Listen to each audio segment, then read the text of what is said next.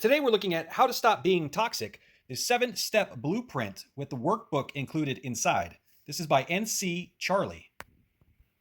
On the back cover, it says how to stop being toxic, recognize hidden toxic patterns, take genuine accountability, rebuild damaged trust, break cycles of emotional outbursts or withdrawals, and develop lasting emotional intelligence. You'll see here that this is a matte cover, so it's not shiny.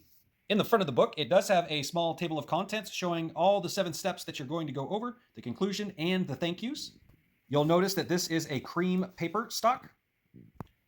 On the second page, they also have a link where you can get the downloadable printable workbook. I like that at the beginning of every section, there is a quote to help tie in what you're going to go over in that particular section. Chapters are easy to read with lots of bullet points and bolded out sections so that it divides up the text really, really easily and it doesn't get stuck into one single big block of text. I like that at the end of each chapter or section, it does have the 5 key takeaways of what you learned in that particular section so that you can go ahead and reinforce what you already read and get a little bit better understanding of what you went through.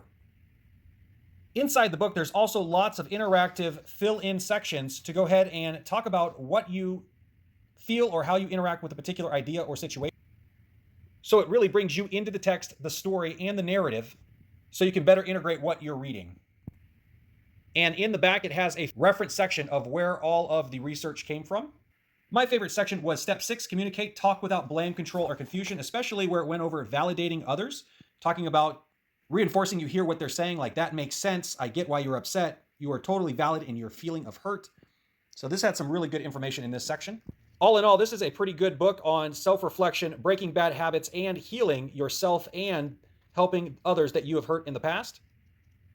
How to Stop Being Toxic with included workbook definitely has some good information inside for anybody who's working on recognizing patterns and working to change them.